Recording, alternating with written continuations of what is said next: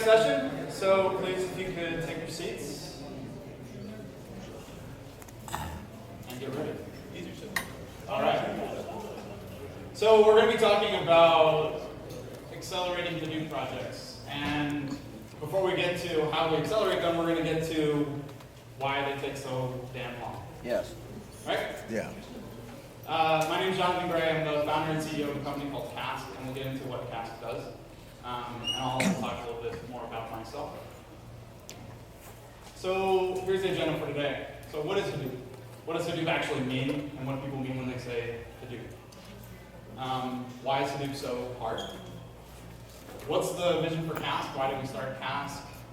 CDAP, that's our platform, that's our product. So I'll give you a little introduction about CDAP and what it does. And then last, talk about how you can actually participate with CDAP, because CDAP is open source. So before I get into it, just to provide a little context, a little background, so that you know why I'm here. There's me. I love the water. So I'm an LA native, which is pretty rare, I think, for the Hadoop community, and LA in general, but I got my open source start as a Postgres developer. So I used to be a contributor to the Postgres kernel back in the early 2000s and late 90s. And then I started a company called Streamy. We were actually based in Los Angeles. We used to present at all the early big data Hadoop meetups in LA when it was like 6 people. And Streamy led me from Postgres to HBase. So Streamy v1 was written completely on Postgres. Streamy v2 was written completely on HBase and Hadoop. And so we went from that kind of relational database to HBase migration. Now, this was in 2007 and 2008. So we were pretty bold back then. And that led me to becoming one of the core HBase committers.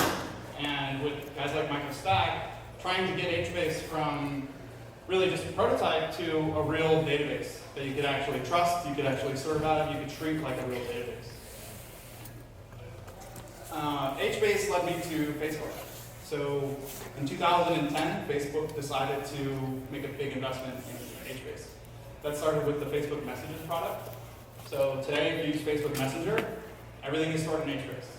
It's many, many tens of petabytes of online storage today, completely served out of Hadoop and HBase. Every IAM, every smiley is persisted forever inside of HBase. It's a pretty great application. From Facebook, I ended up going to Cask.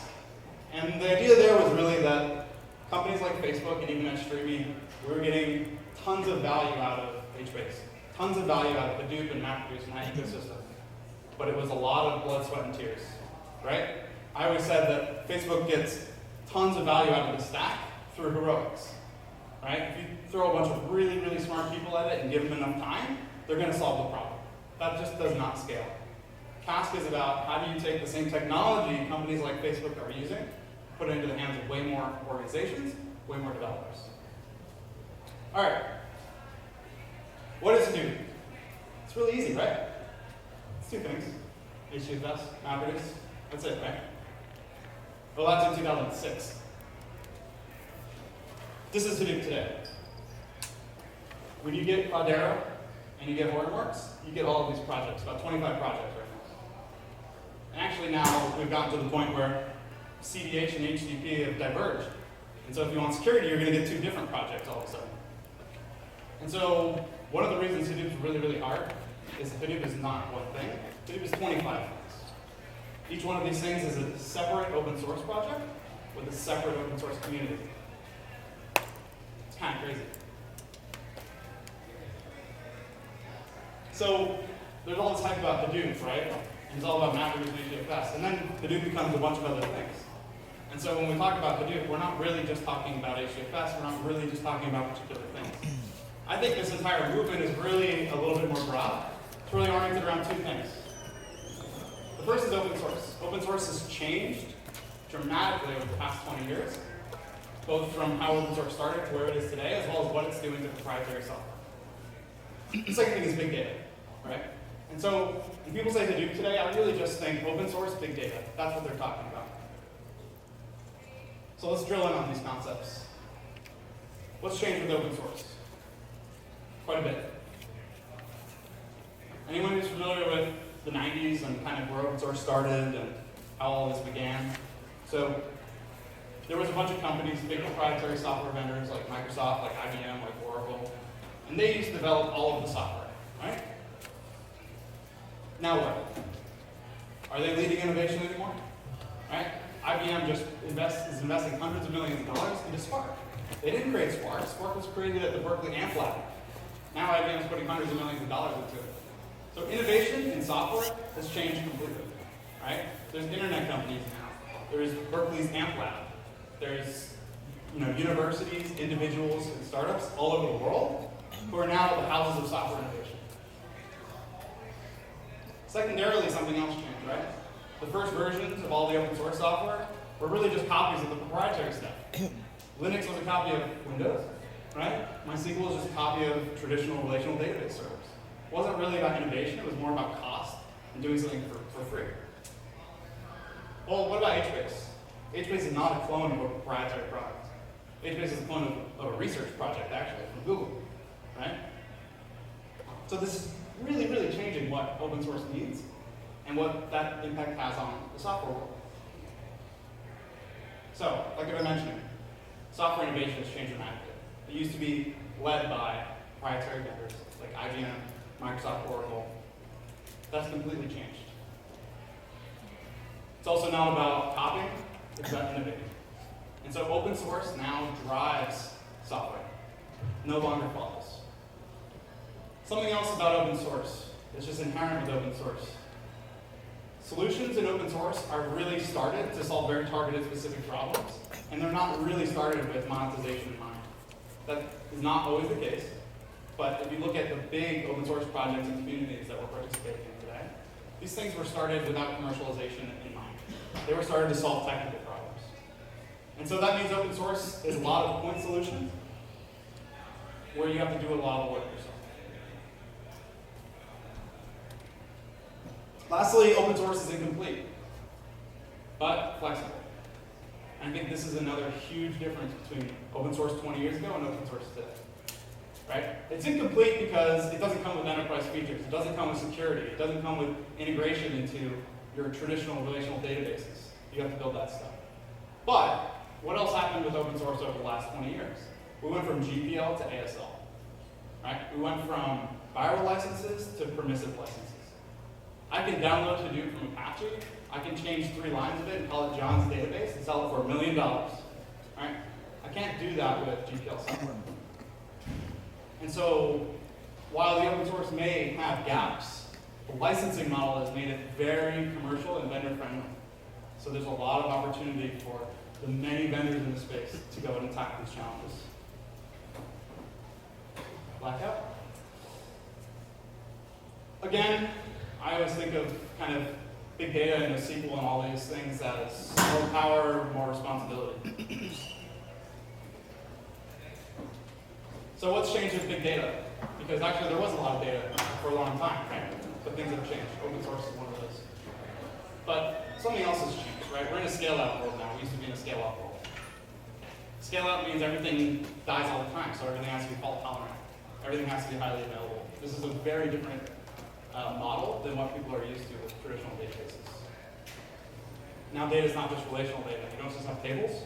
You don't just have some predefined schemas and aggregations. You've got this unstructured, semi-structured.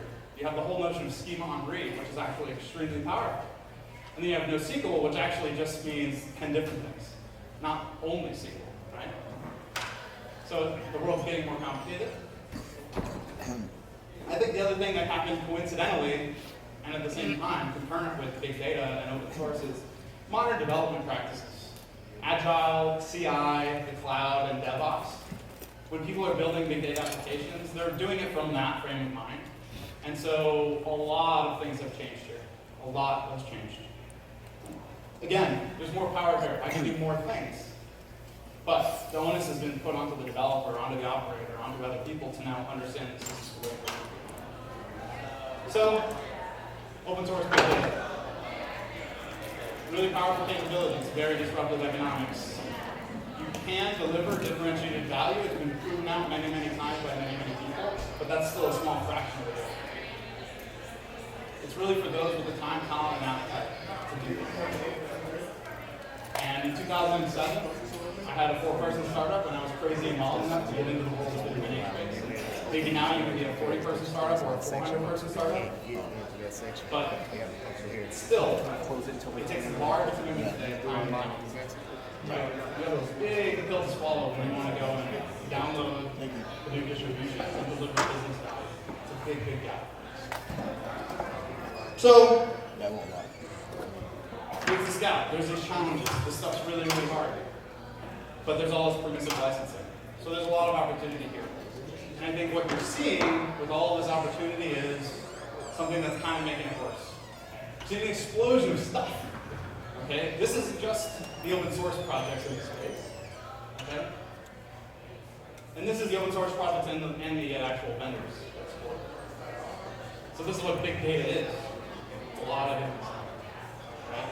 So it's no wonder that it's as confused and hyped and overhyped and underhyped and all that stuff. Because it's so hard, but because the opportunity is so big, you've got billions of dollars of venture capital being poured into it, plus all of the traditional vendors pouring billions of dollars into this space.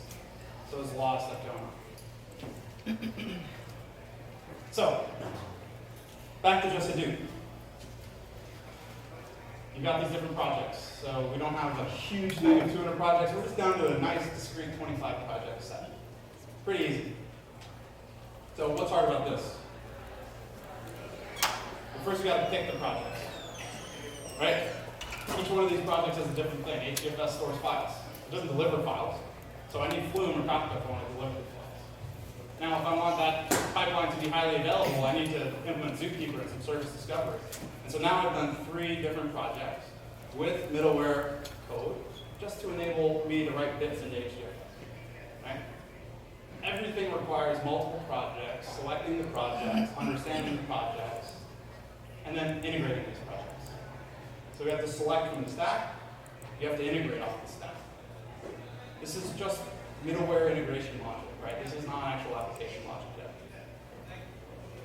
Once you get these things running and standing, you got to manage everything, right? Everything has different configurations, everything has different lifecycle management, everything has different security models, logs and metrics, all those different things around each of these projects that you picked. They're all different, right? So you've got a lot of responsibility here. And then at some point you write business logic, right? And so the gap between where you started to do and when you're actually writing applications as a developer that solve your business problem is huge. It's a huge, huge gap. Someone's going to beat down the door. They're not happy about what I'm saying. This is actually a fairly simple big data architecture, right? So we've got some ingestion to HDFS. We're doing some Hive, SQL data stuff. We've got real-time going to HBase, and we've got batch and workflows. But we're really only talking about maybe 5 projects, 6 projects here, right? But holy crap, I'm going to cry myself to sleep, right? I got a lot of things to do. And anyone who's familiar with using these technologies, can you tell me how you do continuous integration on that application? Right? Exactly. Everyone laughs when I say it. Right? It's a joke. But with everything else we develop, we expect we can test it. We expect we can do CI. We expect those things to be there. But with Hadoop, none of it's there. Okay. Enter Cask. Finally. So I started Cask really thinking about how do we provide simple access to the powerful technology. That's the vision of it. Right? So what does that actually mean? Well, we're trying to make every single developer in the world have the capability to quickly and easily build these types of modern data applications using all this open source big data. Right? That's our goal. We're focused on developers. We're focusing on simplifying this ecosystem to deliver these types of powerful applications. That's what Cask is about. And the platform we have is called CDAP, the Cask Data Application Platform. So CDAP is completely open source. CDAP is an integrated platform that really focuses on developers and how do they build and manage applications running on top of the Hadoop stack. An analogy we might make is to an application server. So if you're familiar with WebLogic and JBoss, right? And Tomcat, Hibernate, and Spring, and that Java kind of application tier ecosystem that grew up. When I started with the JVM, maybe I had to implement HTTP, and I had to implement connection pooling, right? And I had to actually write SQL inside of my Java code. And then 10 years later, I had servlets, and I had Hibernate, right? And I had Spring. And I had all of these frameworks that took care of all that stuff. So I don't write connection pooling logic. What value, if I'm writing a web app, is writing connection pooling logic? Well, today we're implementing HTTP over and over and over again, right? We're implementing very low-level things.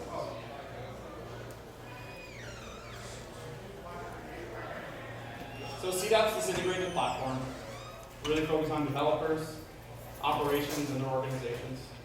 After the development comes the operating, and that's always part of the story. But we're kind of centered around 3 different concepts that are different from the Hadoop distributions that we sit on top of. So the first is, CDAP has flexible abstractions, very similar to things like Hibernate before it. You need to hide complexity from your application. Anyone who's used the HBase API, very flexible, very flexible. Right? What's a flexible API? It's hard to use, right? Really hard to use. And so when you build on HBase, you have to do a lot of complicated schema design, a lot of bit coding. Do you want your application logic and your application developer to be exposed to byte arrays and the underlying APIs of HBase? Probably not. Right? You want to encapsulate these patterns away. You want to insulate the app from the underlying details of how it's working. Next, you want some integrated capabilities. If I want to do data ingestion, well, everyone does data ingestion with Hadoop, right? So why isn't there data ingestion capabilities? CDAP provides data ingestion capabilities, scheduling capabilities, discovery capabilities, workflow capabilities. The things that you always need to do every time, CDAP provides out of the box, so you don't have to build it yourself. Right? Each one of those implementations is completely open source as well, and so you can extend them and change them for your needs. The last thing is lifecycle support. Hadoop really hasn't thought much about the lifecycle. Meaning, I go from development, I'm in my laptop, then I go to some kind of unit testing, CI environments, I go to my QA environment, I go to my production environment. I have an operations team, a security team, right? That whole lifecycle is not supported by the vendors today, right? The move from developing a prototype